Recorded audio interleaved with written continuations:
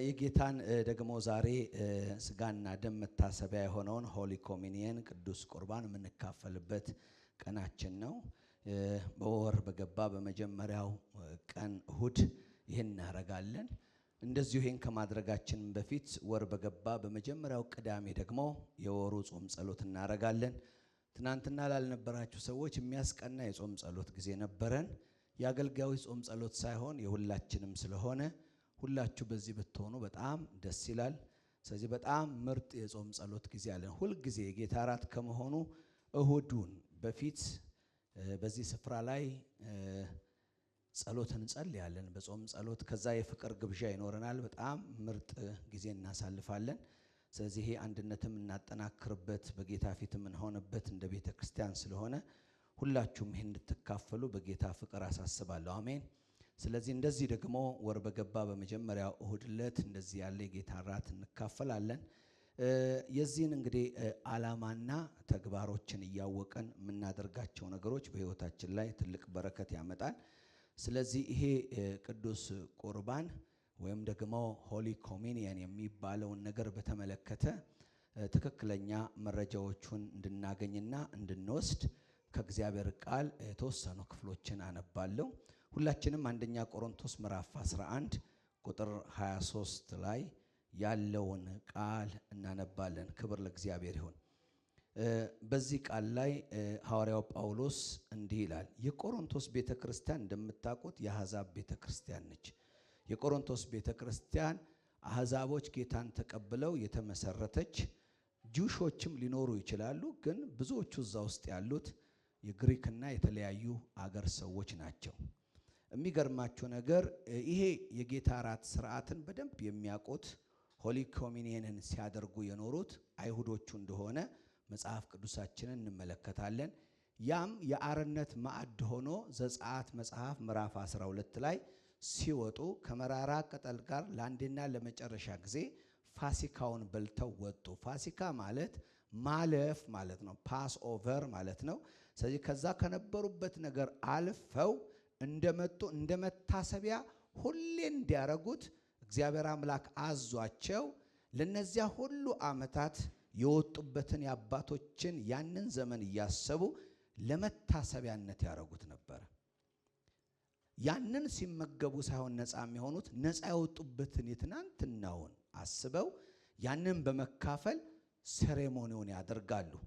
ጌታ እግዚአብሔር ከምን አይነት ቀንበር እንዳወጣ ነፃ እንዳወጣቸው አርነት እንደሰጣቸው እግዚአብሔር እንዴት እንደታደጋቸው የሚመለከቱበት የአርነት ነው። ምክንያቱም ደሙን በመቃኑና በጉበኑ ላይ ቀቡ።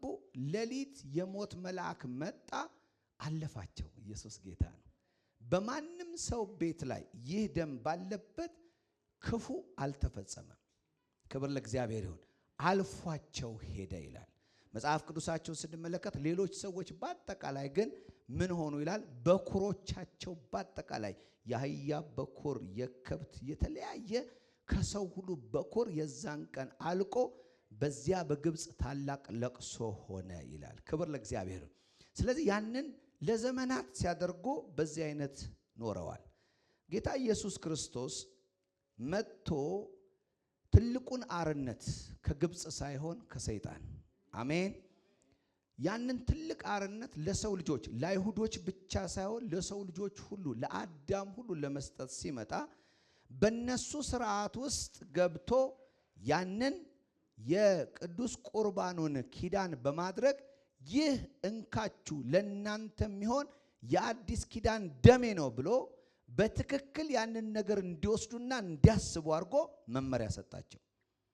ከዚያ ያ ስርዓት በሙሉ መውጣት የአይሁድ ብቻ ሳይሆን መውጣት ከሰይጣን ስርዓት ነፃ መውጣት ከነበረው ጨለማ መዳን ለሰው ልጆች ሁሉ የመጣበት የአዲስ ኪዳንን ምስጢር ጌታ ኢየሱስ ተናግሮ እንዲያረጉ ነገራቸው።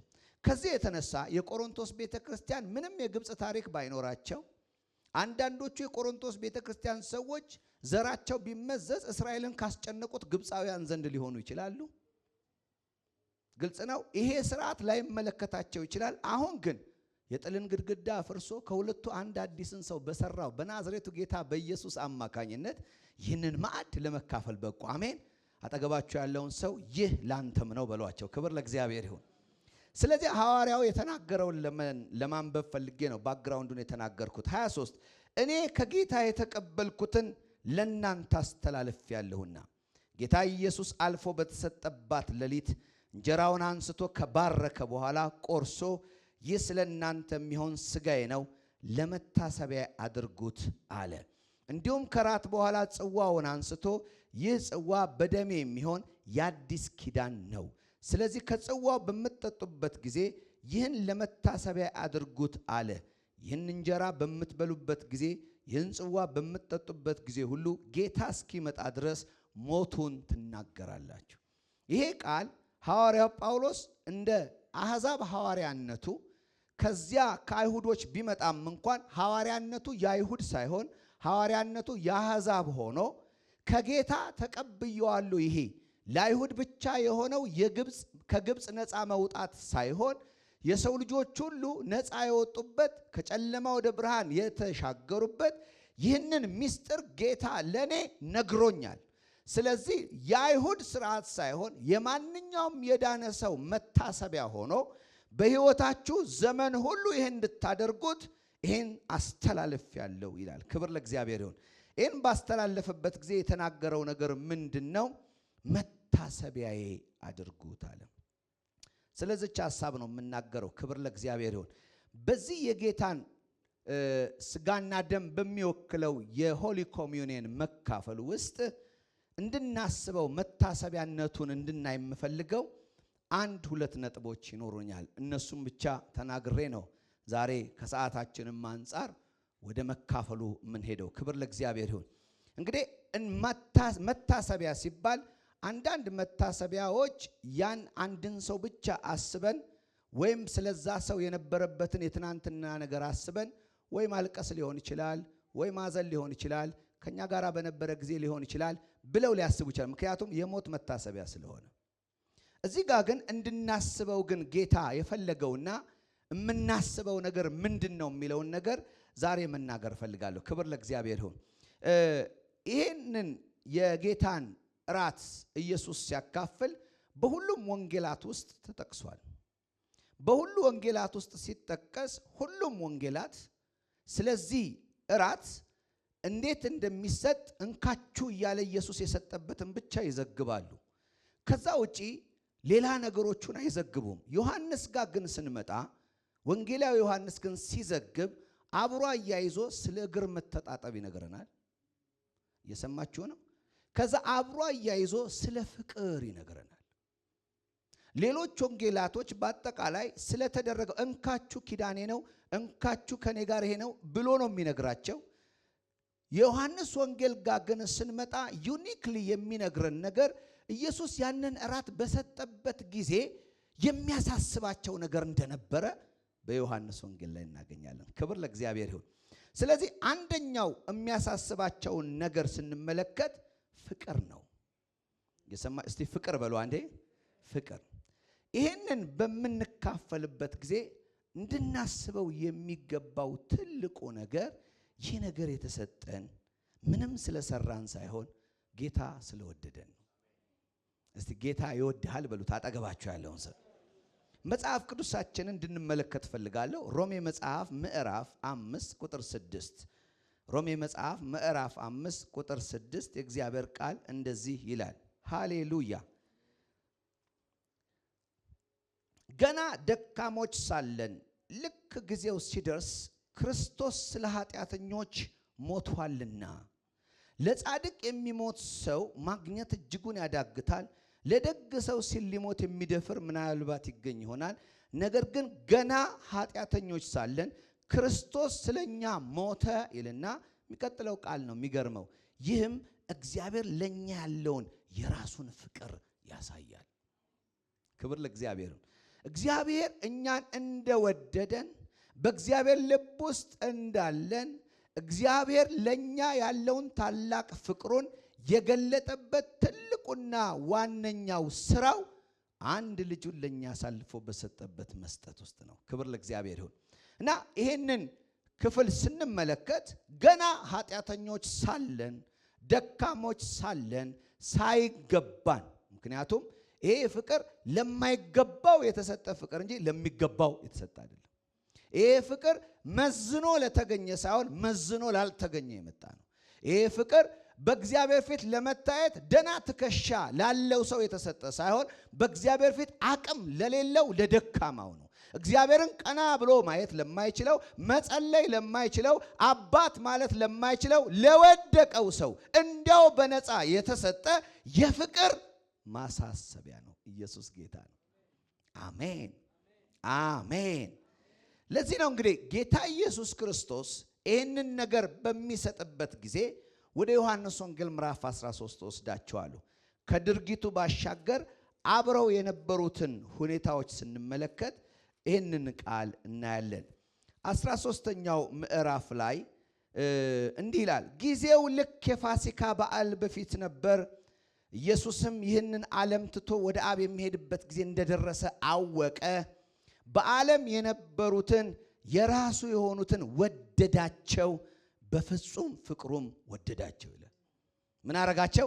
ወደዳቸው ብቻ አይደለም፣ በፍጹም ፍቅሩ ወደዳቸው። 100% ኮምፕሊት፣ ጎዶሎ በሌለው ባልተቀነሰ፣ ስለዚህ በማይባል በዚህ ፍቅር ምን አረጋቸው? ወደዳቸው። አሜን። ስለዚህ ይሄንን ማዕድ ሊያዘጋጅና እንካችሁ ብሎ ሊሰጣቸው የፈለገው ሊያሳስባቸው የፈለገው አንድና ዋነኛ ነገር እወዳችኋለሁ። ይህንን ስንካፈል ሐዋርያው ጳውሎስ ለመታሰቢያዬ አድርጉ ሲል እንዴት እንደቆሰለ አስባችሁ እንድታለቅሱ ሳይሆን እግዚአብሔር እንዴት እንደወደዳችሁ እንድታዩ ነው። ይሄ መታሰቢያነቱ እግዚአብሔር የሰው ልጅ የወደደበትን መውደድ፣ ምክንያቱም የሥጋው መቆረስ፣ የደሙ ፈሶ ማለቅ፣ በዚያ መስቀል ላይ መንጠልጠል፣ የውርደትን ሞት መሞት፣ ያውም የመስቀል ሞት የተባለውን ሲሞት ለኛ ያሳየው ትልቅ ፍቅር ነው። ክብር ለእግዚአብሔር ይሁን። ስለዚህ ይህንን ታላቅ ፍቅር በዚህ ሁኔታ ውስጥ ያስቀምጠዋል። መጽሐፍ ቅዱሳችንን ስለዚህ ጨምሬ ማየት ፈልጋለሁ። አንደኛ ዮሐንስ 4:10 አንደኛ ዮሐንስ 4:10 ምክንያቱም ለምናደርጋቸው ነገሮች ጉልበት የሚሰጠን እግዚአብሔር ስለምናደርገው ነገር የሚለው ነገር ካለ ነው። አለበለዚያ የሚለውን ነገር ካላወቀን የምናደርገው ነገር ከንቱ ነው የሚሆነው። 4:10 ላይ የእግዚአብሔር ቃል ሲናገር እንደዚህ ይላል፣ ፍቅር ይህ ነው፣ እኛ እግዚአብሔርን እንደወደድነው ሳይሆን እርሱ እንደወደደንና ስለ ኃጢአታችን ማስተሰሪያ ይሆን ዘንድ አንድ ልጁን መላኩ ነው። ግልጽ ነው። ፍቅር እንዴት ነው? ፍቅር እንዴት ነው የሚገለጠው? ፍቅር እንዴት ነው? ፍቅር አለ እንዲህ ነው አለ። እንዴት? ለኃጢአታችን ማስተሰሪያ ይሆን ዘንድ አንድ ልጁን እንደላከው ነው። ይህን ስታዩ ምን ታያላችሁ ነው የኔ ጥያቄ። ዛሬ ስንካፈል አዲስ የሆነ ነገር አይደለም የምናደርገው፣ ግን ወደ ኋላ ሄደን ይሄን ስንካፈል አእምሯችንን ወደ ኋላ ወስደን አንድ ነገር እንድናስብ ይፈልጋል። ኢኮኖሚው እንዳልተወደዳችሁ ሊነግራችሁ ይችላል። ዘመዶቻችሁ እንዳልተወደዳችሁ ሊነግሯችሁ ይችላሉ። አብራችኋቸው ያላችሁ ሰዎች በተለያየ መንገድ ስላላስደሰታችኋቸው ከእናንተ ጋር በብዙ ነገር ስላልተመቻችሁ ስለ እናንተ ያላቸው ዋጋ ቀንሶ ሊሆን ይችላል። ስለዚህ ቀናችሁ ጨለም ሊል ይችላል። ሐሳባችሁ ሰዎች ላይ ስላለ ግን ዛሬ ብርታት እንዲሆነን ክብር ለእግዚአብሔር ይሁን። በዚህ በተለያየ ውጥንቅጡ በወጣውበት ውስጥ ዋው ይሄ ለኢራን ላሉ ክርስቲያኖችም ጭምር ነው። የሰማችሁ ነው። ጨለማ ለሆነባቸው ሌት ተቀን የሚዘንብ ቦምብ ባለበት ሀገር ውስጥ መወደዳቸውን የሚነግራቸው ክርስቶስ ኢየሱስ ስለነሱ የከፈለው ነው። ኢየሱስ ጌታ ነው።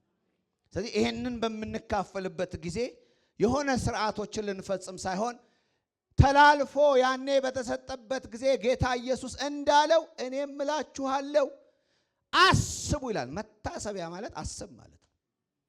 ይሄ መታሰቢያ ማለት እንደ ሐውልት አይደል? የሰው ሐውልት እናቆምና ያንን ሐውልት ባየን ቁጥር የምናስበው ነገር አለ። ይሄም ለክርስቲያን የሚሰጥ በወርም በሳምንትም በአመትም ይወሰድ ግን ምን የሚሰጠን ነው? እንደ ሐውልት የሚሰጠን አንድ ምን አለ ማለት ነው? መታሰቢያ አለ። የምናስበው ምንድነው? ማስበው እግዚአብሔር እንዴት እኔን እንደወደደኝ ነው። ኢየሱስ ጌታ ነው። እስቲ አጠገባቸው ላለው ሰው እግዚአብሔር ይወድሃል በሏቸው አንዴ። ኧረ ድገሙና እግዚአብሔር ይወድሃል በሏቸው። አሜን።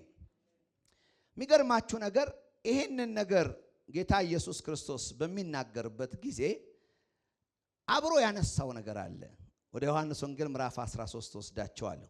ሁለት ነገር እንዳደረገ እንመለከታ። አንድ የጌታውን ራት ነው የሰጠው። የጌታውን ራት ሲሰጣቸው ፕሮሰሱን አይናገርም። ዮሐንስ ላይ ወንጌላት ላይ ነው የሚናገረው። ሌላ ቦታ ማናገኘውን ግን ስለ እግር መተጣጠብ እናገኛለን። እንደወደዳቸውና አሳይመንትም ደግሞ እንደሚሰጣቸው እዛ ላይ እናያለን። ወደ 13ኛው ምዕራፍ ላይ ስንመጣ ይህንን ነገር እናገኛለን። ክብር ለእግዚአብሔር ይሁን። እንዲህ ይላል ቁጥር 34 ላይ አዲስ ትእዛዝ እሰጣችኋለሁ ይላል። ምን አይነት ትእዛዝ? ኒው ኦርደር። ይሄን ስሰጣችሁ፣ ይሄን ሳካፍላችሁ ወደድኳችሁ እስከ መጨረሻ ብዬ ስናገር መወደዳችሁን ብቻ እንድታስቡ ሳይሆን አሁን አንድ ነገር ለእናንተ እሰጣችኋለሁ። ይኸውም እርስ በርሳችሁ እንድትዋደዱ ነው። እንግዲህ እኔ እንደወደድኳችሁ እናንተም እርስ በርሳችሁ ተዋደዱ። ኢየሱስ ጌታ ነው። ማን እንደወደዳችሁ? እሱ እንደወደደ። እንዴት ወደደኝ? በኢየሱስ ክርስቶስ። ይሄን ካሰብነው በእውነት የለንበትም። እንዴት ወደደኝ? እንዲህ። እንዴት ወደደኝ? እንዲህ። እኔ እንደወደድኳችሁ እናንተም ሌላውን እንዴት ውደዱ? እንዲህ። በምን ውደዱ እያለ ነው? በዓለም ፍቅር አይደለም፣ በመስዋዕታዊ ፍቅር። የሰማችሁ ነው። ስለዚህ መወደዳችንም ብቻ ሳይሆን የነገረን ይሄ ሲደረግ ለምን ተቆረሰ፣ ለምን ደሙ ፈሰሰ? ስለ ፍቅር። ኦኬ። ይሄንን የሚካፈሉ ስንቶች ናቸው? አንዱን ሁላችን እንካፈለዋለን። አንዱ ስለማ? ስለ ሁሉ። እንግዲያውስ ሁሉ ምን አረጉ ይላል? ሞቱ ይላል። ለማን እንዳይኖሩ? ለራሳቸው እንዳይኖሩ። ግን ለማን እንዲኖሩ? ለሱ እንዲኖሩ። ክብር ለእግዚአብሔር። ለሱ ሲኖሩ ለምኑ ይኖራሉ? ለነገራቸው ይኖራሉ። ምንድነው የነገራቸው? በዚህ አይነት መውደድ ወንድሞቻቸውን እንዲወዱ። በጣም ይገርመኛል። ቆሮንቶስ መጽሐፍ ላይ አሁን ያነበብኩት በመካከላቸው በነበረው የዚህ ስርዓት ብልሽት ሲካፈሉት ይህንን ስጋና ደም የነበረውን ውጥንቅጥ በደንብ ሐዋርያው ጳውሎስ ይናገራል። ሲናገር አትጠባበቁም ይላል፣ አትተያዩም ይላል። ስለዚህ የምትመገቡት አንዱ ስለ ሁሉ የተካፈላችሁት እያሳሰባችሁ ያለው አንዱ ስለ ሌላው ስለመሆን ሳይሆን ስለ ራስ ነው እያሳሰባችሁ ያለው። ይሄ ስለ ራስ እንድታስብ አይደለም፣ ስለ ሌላው እንድናስብ ነው። በጣም ኃይለኛ ነገር ነው። ኢየሱስ ዮሐንስ የፍቅር ሰው ስለሆነ በዮሐንስ መልእክትም ውስጥ ዮሐንስ ወንጌልም ውስጥ በጣም አበክሮ የሚናገረው ስለ ፍቅር ነው። ዮሐንስ ምን ነበረ? ወደ ደረት ይጠጋ ነበር። he knows love። ከኢየሱስ ጋር ከደቀ መዛሙርት ሁሉ በጣም የሚገርመው የሚጠጋጋ ማን ነው? እሱ ነው። ኢየሱስ ይወደው የነበረው ተብሎ ነው ራሱ በስም የሚጠራው። የዮሐንስ ወንጌል ላይ ራሱ ዮሐንስ የሚል ስም አታገኙም። የዮሐንስ ወንጌል እንደሆነ በማብራሪያ ነገሩን እንጂ እሱ ሲጽፍ አንድ ቃል ነው የሚጠቀመው። ምን ይላል? ጌታ የሚወደው ሰው እያለ ነው የሚያስቀምጠው። ስለ ፍቅር ከጠየቀው በደንብ ነው የሚያውቀው። መወደድን ያውቃል፣ መውደድንም ያውቃል። ስለ ፍቅር ስታወሩ ዮሐንስን አለመጥቀስ አትችሉም። ከመልእክቱም ከወንጌሉም ከኑሮም አንፃር አለማንሳት አትችሉም። ኢየሱስ ጌታ ነው። ስለዚህ ሐዋርያው ጳውሎስ ቅድም ባልነው መጽሐፍ ውስጥ ሲናገር እኔ ከጌታ የተቀበልኩትን ለእናንተ አስተላልፌአለሁ። ጌታ በዚያች ሌሊት በመጨረሻው ቀን እንካችሁ ብሎ ሲሰጥ አስቡ ያለው ነገር አለ። ምንድነው አስቡ ያለው? ፍቅርን አስቡ። መወደዳችሁን ብቻ ሳይሆን መውደዳችሁንም አስቡ። ዛሬ በእውነት ይሄ ትልቅ ትምህርት እንዲሆነንና ውስጣችን ያለውን ግለኝነት፣ ጥላቻ፣ መገፋፋት፣ ዘረኝነት፣ ስልጣን በእነዚህ አይነት ነገሮች በሙሉ በምትተራመስበት ቤተክርስቲያን ጊዜ ይሄንን አስበን ፈውስ እንዲመጣልን በጌታ በኢየሱስ ስም ጸሎቴ ነው። በጣም ውጪ ካለው ይልቅ በቤት ውስጥ መገፋፋት በስቷል። እየበላን ጥለኞች ነን። የሚያሳስበንን ነገር ትተን እሱን በልተን ግን ደግሞ ከተቃራኒው ነው ኑሯችን። ስለዚህ እንደዚህ አላቸው፣ እርስ በርሳችሁ ብትዋደዱ ሰዎች ሁሉ የኔ ደቀ መዛሙርት እንደሆናችሁ በዚህ ያውቃሉ። አሜን። እርስ በራስ ምን ብትሉ ብትዋደዱ ሰዎች እኛን የሚያውቁበት ጌታ ኢየሱስ ራሱን አሳልፎ በሰጠበት አይነት እንጂ ሽባ በመተርተር አያውቁንም። የሰማችሁ ነው። ተአምራት በማድረግ አይደለም ያውቁን። ጌታ ኢየሱስ የኔ መሆናችሁ የሚታወቀው ፀሐይ ስታቆሙ ነው አይልም። የኔ መሆናችሁ የሚታወቀው በእውነት በዚህ ደም ተገዝታችሁ ከሆነ መለያችሁ በዓለም ውስጥ አንድ ነው። እርስ በርሳችሁ መዋደዳችሁ ነው ይላል። አይ ውጪ ላይ ኢየሱስ አንድ ነገር አበክሮ ነገረን። የለም እዛ ፍቅር የለም። እንዲህ ያለው ፍቅር የለም። የጥቅሙ አለች፣ የንካ በንካው አለች አይደል እንዴ? ስጠኝ ሰጣለሁ፣ አርግልኝ አረግልሃለሁ፣ ትታያለህ ያሳይሃል አይደል? እሱ ፍቅር አንለው። ምክንያቱም ይሄኛው የተገለጠበት ነው። ገና ደካሞች ሳለን ስለሆነ ለደካማ የሆነ ነው፣ ላልቻለ የሆነ ነው፣ ብቃት ለሌለው ሰው ነው፣ ባዶ ለሆነ ነው፣ ለተቸገረ ነው፣ ጓደኛ ልታረገው ለማትችለው ሰው፣ ለማይመጥን በሀብት ሊሆን ይችላል፣ በዘር ሊሆን ይችላል፣ በስልጣን ሊሆን ይችላል፣ በትምህርት ላይመጥን ይችላል። ይሄን ስለተካፈልክ የማትመጥነውን እንድትመጥን ያደረገውን ከተካፈልክ የማይመጥኑኝ የሚባሉ ሰዎች በሌሉበት ፍቅር ሌሎች እንድትወድ ይሄ መልእክት ይናገራል እንላለን እኮ። አሁን ከወንድሞች ጋር መቀመጥ ይከብደናል አይደለ? መቧደን ያምረናል። ክላስ መስራት ልማዳችን ነው። ነውረኞች ነን፣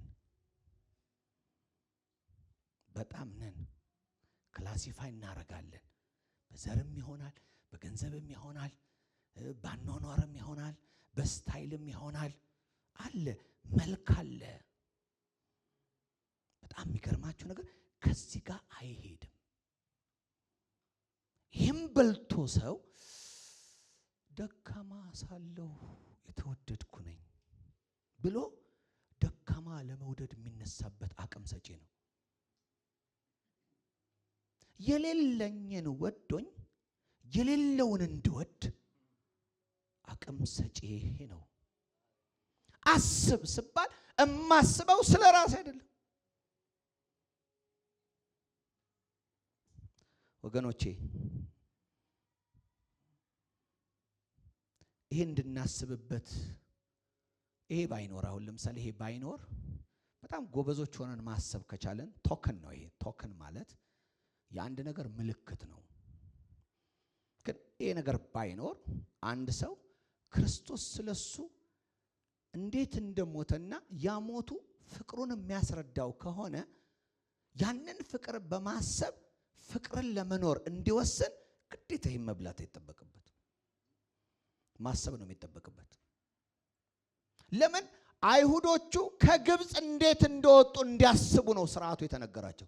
ምድረ በዳ ላይ ሆነው አርደው የሚበሉት ትናንትና እግዚአብሔር እንዴት እንዳወጣቸው ለማሰብ ነው። ኦንሊ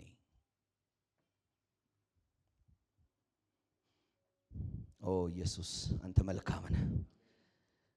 ጌታ መልካም ነው። እስቲ በሉ አንዴ ሐዋርያው ጳውሎስ ከሚጠቅማችሁ አንዳች ነገር አላስቀረውም ያለው ነገር ደስ ይለኛል።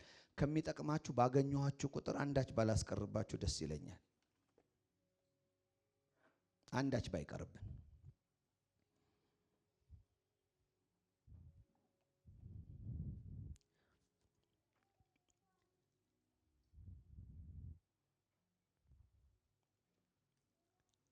አንደኛ ዮሐንስ ምዕራፍ 3:16 ላይ የእግዚአብሔር ቃል እንደዚህ ይላል።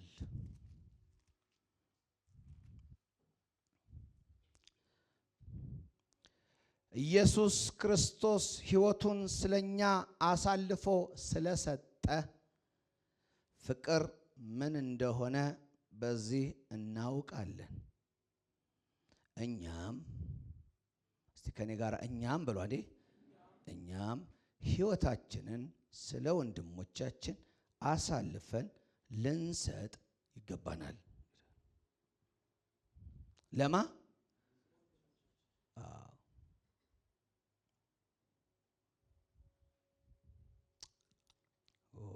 ጌታ ሆይ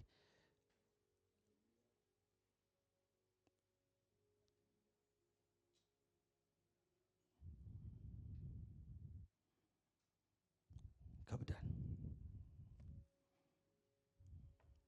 ልድገመው። ኢየሱስ ክርስቶስ ሕይወቱን ስለኛ አሳልፎ ስለሰጠ ፍቅር ምን እንደሆነ በዚያው ቀረን። የፍቅር ዕውቀት በዚህ ልክ ተገልጧል። እኛም ይልና አይሰስትልንም። አንተማ ይሄን ያክል መሄድ አትችልም አይደለም የሚለን። ለዚህ ነው ሐዋርያው ጳውሎስ ዕዳ አትብሉ ይላል። ምን አትብሉ? እየሰማችሁ ነው?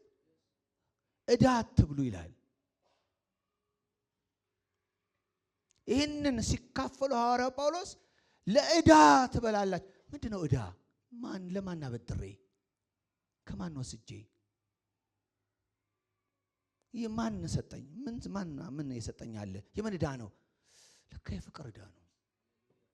እስቲ የፍቅር ዕዳ በሉ አንዴ። የፍቅር ዕዳ እና ወንድሞቻቸውን ሳያዩ ሳይጠባበቁ አንዱ ተርፎት አንዱ እየተራበ በነበረው አስከፊ ሁኔታ ውስጥ ጳውሎስ ገብቶ መልእክት ሲጽፍላቸው ክትም እያደረጋችሁ ዕዳ ነው የምትበሉት፣ የጌታን ራት ሳይሆን የምትበሉት ዕዳ ነው የምትበሉት ይላል። አጠገባችሁ ያለው ሰው እኔን መውደድ ዕዳ አለብህ በሉት አንዴ። ከፈት አርጋ አፍህን በደንብ በል በሉት። ከፈት አርጋ በደንብ በል። እንዴ ቢያንስ ተናገረው እንጂ ቢያንስ ተናገሪው እንጂ። እየሰማችሁ ነው? ድገሙና እኔን መውደድ፣ ወደ ሌላኛው ዙሩና እኔን መውደድ ዕዳ ነው በሏቸው። ዕዳ ነው። እንድትወደኝ አልለምንህም፣ ዕዳህን ተወጣ። በልተህ የለ እንዴ? አይደለ እንዴ? አንዱ ስለ ሁሉ ሆኖ የለ? አሜን። ተቀብለህ የለ? ይሄ ባይኖርህ ባትበላ ኖሮ ጥሩ ነበር። ይሄ ኢየሱስን ከተቀበልክ፣ ይሄ ጌታ ካለ። ለዚህ ነው ሮሜ 5 ላይ ሲናገር ይህ የእግዚአብሔር ፍቅር በመንፈስ ቅዱስ በልባችን ስለፈሰሰ ይላል። መንፈስ ቅዱስ ዳግመኛ ብቻ አይደለም የወለደን፣ ይሄ መስዋዕታዊውን ፍቅር፣ አጋፔ የሆነውን ፍቅር ይዞት ፈሷል። ኢየሱስ ጌታ ፈሷል። እኛም ይልና ሕይወታችንን ይላል፣ ገንዘባችንን አይልም። ምናችንን? ከሕይወትና ከገንዘብ የቱ ነው ይበልጥ? ከሕይወትና ከገንዘብ የዛሬን ሰውን ማወዳደር ሕይወት ይበልጣል ወገኖች። እኔ ልንገራችሁ፣ መናገር ፈራችሁ፣ ሕይወት ይበልጣል። ሕይወት ይበልጣል ከገንዘብና ከሕይወት ይበልጣል። እሱ አሁን ስለ ገንዘብ አይደለም ያወራው፣ ከፍ ብሎ ነው ያወራው። ሕይወት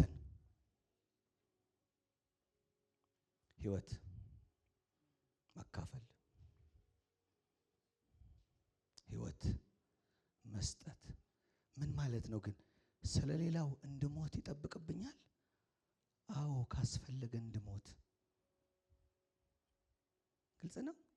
ፍቅር እስከት ይሄዳል? እስከ መሞት ይሄዳል። ለሌላው እስከ መሞት ይሄዳል። ምክንያቱም ይሄኛው ፍቅር ብሎ አልቆመም። ሞት ላይ ነው ያቆመው። አቅፎ አልቆመም። ሞቶ ነው ያቆመው።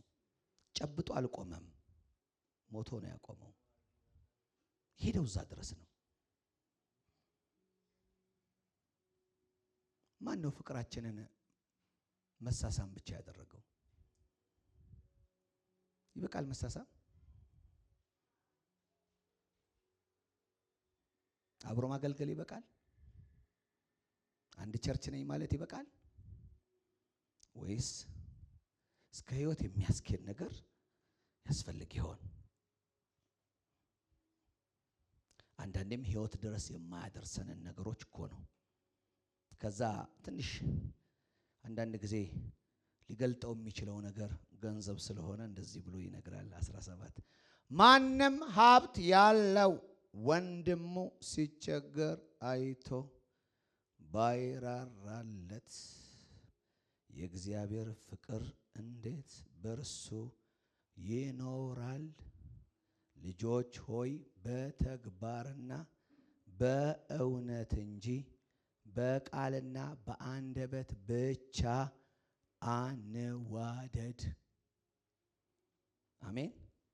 ሲገልጠው ሲቸገር አይቶ ባይራራ ከዚያ ደግሞ መጥቶ ወንድሜ ያዝ ብሎ ችርስ ብሎ ይሄን ሲበላ ባይበላ ይሻለዋል። ባይበላ ይሻለዋል። ስለዚህ ለእናንተ መልእክት አለኝ ዛሬ። ፍቅር እንድታስቡት ይሄን ስትካፈሉ አደራ እላችኋለሁ። የፍቅር ህይወታችሁ እንድትፈትሹት አደራ እላችኋለሁ። በእግዚአብሔር ዘንድም አለመወደድ ከተሰማችሁ ስለራሳችሁ መፍትሄው ይሄው ፍቅሩን ስለሚነግራችሁ መወደዳችሁ ለእናንተ መታከሚያ ይሆን።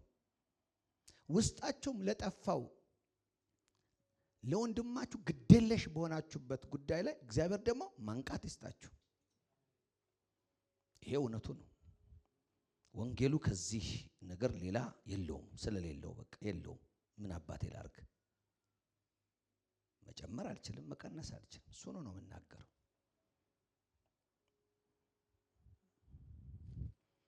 አንደኛ ዮሐንስ 4:11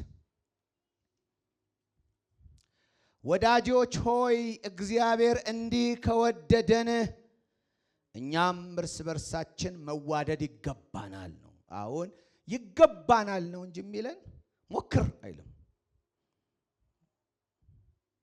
ሞክራለሁ አይደለም፣ ይገባል ነው የሚለው። በጌታ በኢየሱስ ክርስቶስ ስም ይሁንልን። አሜን። ስለዚህ ጌታ ኢየሱስ በዮሐንስ ወንጌል ላይ የመጨረሻውን እራት ከዛ በኋላ አልበላም። ስመለስ በመንግስቴ ነው የምበላው ከእናንተ ጋር፣ ከዚህ በኋላ አልበላም። ብዙ ፋሲካዎች በልቷል። 33 ዓመት ነው የኖረው። በየዓመቱ ፋሲካ ይደረጋል። 33 ጊዜ በልቶ ሊሆን ይችላል። አሁን ይሄ ግን የመጨረሻው ነው። ከዛ በኋላ አልበላም፣ ሊሄድ ነው፣ የመጨረሻዬ ነው ብሎ የመጨረሻውን ግን ሲበላ ማስገንዘብ የፈለገው ነገር ከስርዓቱ ባሻገር ይሄን ያደረገው። ለዛ ነው ዝቅ አለና ይላል እግራቸው ምን አደረገ? አጠበ ይላል። ሌላ ክፍል ላይ ስትመለከቱ የእግር መተጣጠቡን አታገኙትም። ዮሐንስ ላይ ነው የምታገኙት። ምክንያቱም ዮሐንስ ፍቅርን እንዲተረክ መንፈስ ቅዱስ ያስነሳው አገልጋይ ነው። አሜን። እያንዳንዳቸው የሚተርኩበታል። መንግስቱን ለመተረክ ማቴዎስ ነው አይደለ እንዴ? ሰውነቱን ለመተረክ ሉቃስ ነው። መለኮትነቱን ለመተረክ ግን ዮሐንስ ነው አይደል ያለው። በመለኮት ውስጥ ሲያለ ፍቅር የመለኮት ዋና ነገር ስለሆነ የተረከው ማን ነው? ራሱ ዮሐንስ ነው። ስለዚህ አጠበ። እባክህን አትጠበኝ አለው። ነው ካላጠብኩ እድል ፈንታ የለህም። ኢየሱስ ጌታ ነው። እዚያው ላይ ልሂድና ጨርሳለሁ።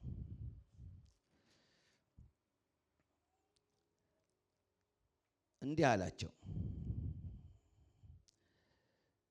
ራትም ቀርቦ ሳለ ኢየሱስ አሳልፎ እንዲሰጥ ዲያብሎስ የስምዖንን ልጅ ያስቆርቱን ይሁዳ ልብ አነሳስቶ ነበር።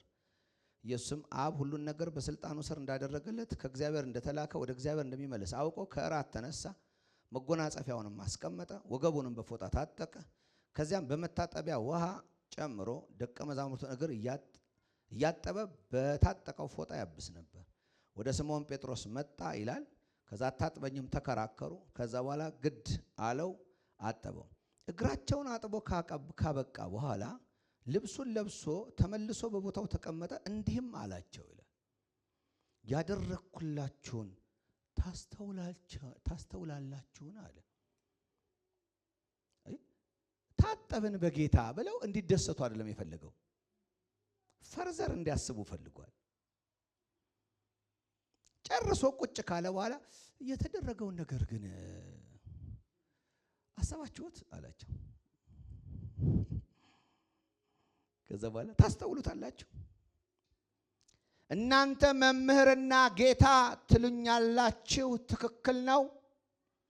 እንደምትሉኝ እንዲሁ ነኝና እንግዲህ እኔ ጌታችሁና መምህራችሁ ሆኜ ሳለው እግራችሁን ካጠብኩ እናንተም እንዲሁ እርስ በርሳችሁ እግራችሁን ልትታጣጠቡ ይገባል ይላል።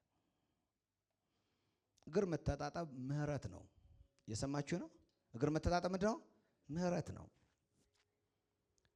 ምክንያቱም የሚሰነካከሉበትን ነገር ይቅር ብሎ ሲያስቀጥላቸው ለአንዴና ለመጨረሻ ጊዜ እግራቸውን ሲያጥባቸው ነው። አስተውላችሁታል አለና ያረኩት ነገር በእናንተ እንዲደገም እንጂ አደረገ ብላችሁ ስለኔ እየተረካችሁ እንድትኖሩ አይደለም ማለት።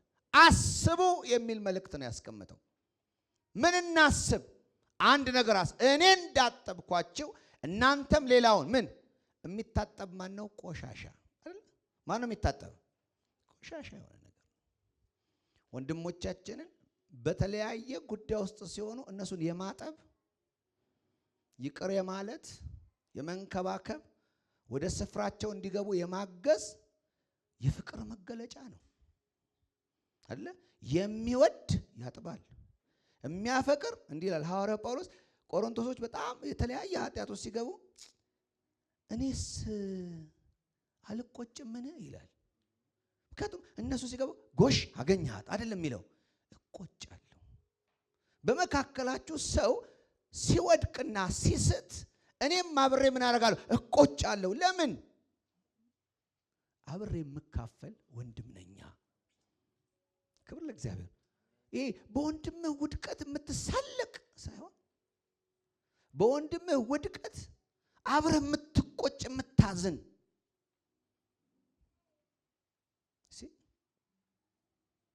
ይሄ ፍቅር መግለጫ ነው። ኢየሱስ እግር ሲያጥብ ስለ ቆሻሻ እግር እየተናገረ አይደለም፣ መታሰቢያ እያደረገ ነው። ይሄንንም ቆርሶ ሲሰጣቸው ስለ ሞቱ እየነገራቸው እንጂ ወደ ቂጣና ወይን ገምጠው እንዲሄዱ አይደለም እየተናገረ ያለው። ይሄም ስለ ወይንና ስለ ቂጣ አይደለም።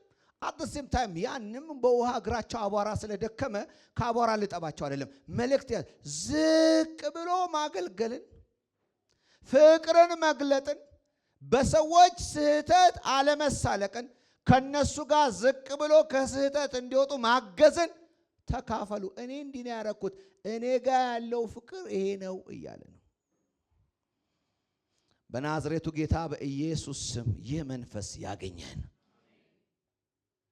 አባት እግዚአብሔር ሆይ ጸልያለሁ፣ በጌታ በኢየሱስ ስም ይህ ቃል ወደ ገባበት ጆሮ ሁሉ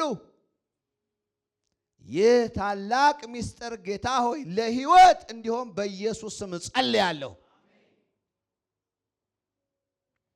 ወገኖቼ ይህን እንድናስብ ይናገራል። ስንበላ ሁሌ ፍቅር እንደተካፈልን ብቻ ሳይሆን ፍቅር ባለማካፈላችን ዕዳ ሊኖር እንደሚችል ማሰብ። ዕዳ ደግሞ ያስጠይቃል። ዕዳ ምን ያደርጋል? ያስጠይቃል። ስለ ሲኦል ላትጠየቁ ትችላላችሁ። ስለ ዘላለም ሕይወት ላትጠየቁ ትችላላችሁ። ስለ ወንድሞቻችሁ ግን መሰናከል ትጠየቃላችሁ። ለሚያሰናክለው ሰው አለ ኢየሱስ እዚሁ ቃል ላይ ብሏል፣ የሰው ልጅ ወደ ተያዘለት ወደ ዕቅዱ ይሄዳል፣ መሞቱ አይቀርም። ነገር ግን ሞቱን ለሚያመጣበት ለዚያ ሰው ወዮለት ነው ያለው። ለይሁዳ መሰናከል ለሆነው ጌታ መሞቱ አይቀርም፣ ለዚያ ሰው ግን ወዮለት ይላል። መሰናከል መሆን ዕዳ ያስጠይቃል። ሁላችንም እግሮቻችን እንድንቆም ጠይቃችኋለሁ። አሜን። እግዚአብሔር የተባረከ ይሁን። ሃሌሉያ ሃሌሉያ። ቃሉን ደክመዋለሁ። አንደኛ ቆሮንቶስ ምዕራፍ 11 ቁጥር 17 ከዚያ ከፍ ብዬ አነባለሁ። መጽሐፍ ቅዱሳችሁን አውጡ፣ እንድታወጡ ፈልጌ ነው ያስነሳኋችሁ። አብረን እንድንመለከተው ነው። ነገር ግን በምትሰበሰቡበት ጊዜ ለሚጎዳ እንጂ ለሚጠቅም ስላልሆነ ይህን ትእዛዝ ስሰጥ እያመሰገንኳችሁ አይደለም ይላል። ስትሰበሰቡ ለምን አይደለም ይላል? ለጥቅም አይደለም፣ ለጉዳት ነው ይላል። ከሁሉ አስቀድሞ በቤተ ክርስቲያን በምትሰበሰቡበት ጊዜ በመካከላችሁ መለያየት እንዳለ ሰምቻለሁ። ይህ ሊሆን እንደሚችል በከፊል አምናለሁ፣ ምክንያቱም አንዳንድ ሰዎች ስላሉ ነው ይልና ዝቅ ብሎ ይናገራል። በምትሰበሰቡበት ጊዜ የምትበሉት የጌታ እራት አይደለም።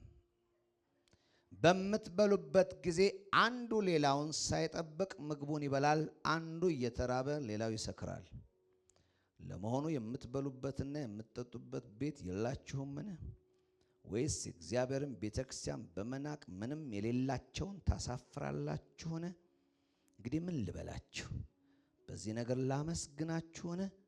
ፈጽሞ አላመሰግናችሁ ይልና ቀድም የተናገርኩትን እኔ ከጌታ የተቀበልኩት ለእናንተ አስተላልፌአለሁ። ይህም ጌታ ኢየሱስ አልፎ በተሰጠባት ሌሊት እንጀራውን አንስቶ ከባረከ በኋላ ቆርሶ ይህ ስለ እናንተ የሚሆን ሥጋዬ ነው፣ ለመታሰቢያ አድርጉት አለ። እንዲሁም ከራት በኋላ ጽዋውን አንስቶ ይህ ጽዋ በደሜ የሚሆን አዲስ ኪዳን፣ ስለዚህ ከጽዋው በምትጠጡበት ጊዜ ይህን ለመታሰቢያ አድርጉት። ይህ እንጀራ በምትበሉበት ጊዜ ይህንን ጽዋ በምትጠጡበት ጊዜ ሁሉ ጌታ እስኪመጣ ድረስ ሞቱን ትናገራላችሁ።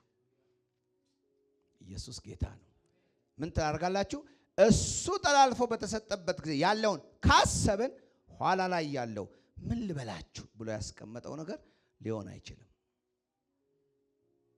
ስለዚህ ዛሬም በምንካፈለው ነገር ይህ የፍቅር መግለጫ ስለሆነ እግዚአብሔር ሆይ እንዴት ወደድከኝ ስንለው ይሄው እንዲህ ነው የወደድኩ። ምን በመሆን በመሞት ነው የወደድኩ። ግን በመሞት የወደድኩ በመሞት ሌላው እንድትወድ ነው የሚለው። ዛሬ በኢየሱስ ስም ይህ መገለጥ ይምጣልን። አሜን። እጆቻችንን ከፍ እናድርግና እንጸልያለን። ክብር ለእግዚአብሔር ይሁን። ሃሌሉያ ሃሌሉያ ሃሌሉያ ሃሌሉያ። እግዚአብሔር አምላካችን ሆይ በኢየሱስ ስም እናመሰግንሃለን። አንተ መልካም አባት ነህ፣ ስምህ የተባረከ ይሁን። ቃልህ መጣ፣ ቃልህ እውነት ነው። በእውነትህ ቀድሳቸው ተብሎ እንደተጻፈ የእውነት ዛሬ እንዲቀድሰን በኢየሱስ ስም እንጸልያለን። በዚህ ቃል መሰረት ወደዚህ እግዚአብሔር ሆይ መታሰቢያ ስንመጣ በእያንዳንዳችን ሕይወት ውስጥ እግዚአብሔር ሆይ የተቀመጠውን የፍቅር ዕዳ የምናወጣበት መታሰቢያ እንዲሆንልን በጌታ በኢየሱስ ስም ጸለይን። ሁሉ ለአንተ ክብር ይሁን በኢየሱስ ስም አሜን። ሁላችንም እንቀመጣለን። ክብር ለእግዚአብሔር ይሁን። ሁላችንም እንደተቀመጥን በዚህ ስፍራ ላይ ዲያቆናቶች መጥተው ያገለግሉናል። ጌታ የተባረከ ይሁን። ሃሌሉያ